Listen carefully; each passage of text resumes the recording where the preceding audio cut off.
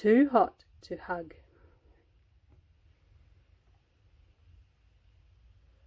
On the coldest day of a cold, cold winter, Rupert was high in the mountains, searching for firewood.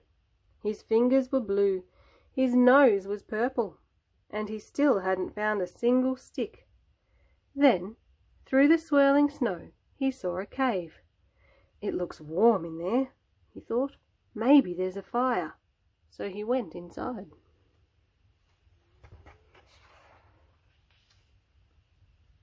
There wasn't a fire, just a big golden egg. And it was hot, hot water bottle hot. Rupert picked the egg up and felt its warmth spread from his nose to his toes. "Lovely," he sighed. Then he thought of his poor mum and dad in their freezing cottage. He put the egg in his basket and hurried home. "Look what I found," said Rupert. "What is it?" asked Mum. "Warm," said Dad, and smiled for the first time that week. But just then, tap, tap, crack! Out hatched a baby fire dragon. "Wow!" said Rupert. "Ooh!" said Mum. "No, no, no!" cried Dad. "No dragons. They are nothing but trouble. You'll have to take it back right now."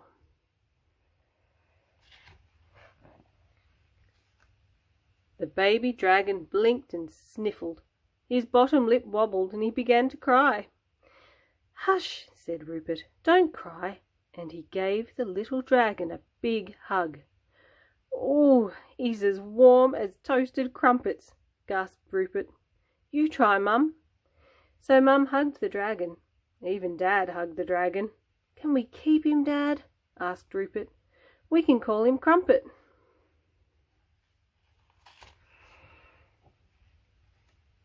All through the winter, Crumpet the dragon kept the family warm and snug.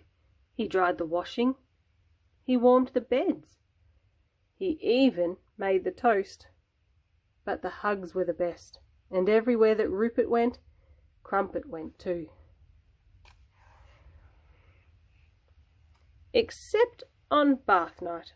Rupert hated bath night. The water was always cold, and Mum made him wash behind his ears, where his favourite dirt was. Crumpet was scared of water, so he hid behind the sofa, making worried squeaky noises, till Rupert was dry and the water was gone. Then he hugged him until he was warm and toasty.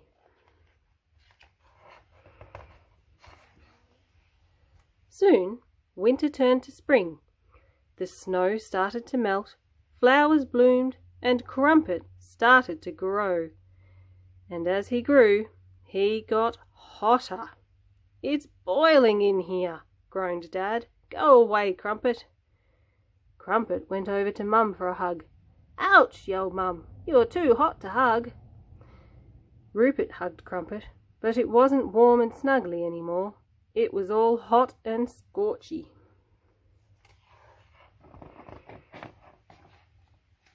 Then one day, Crumpet burned the toast, scorched the washing, and set fire to Mum's best bedspread.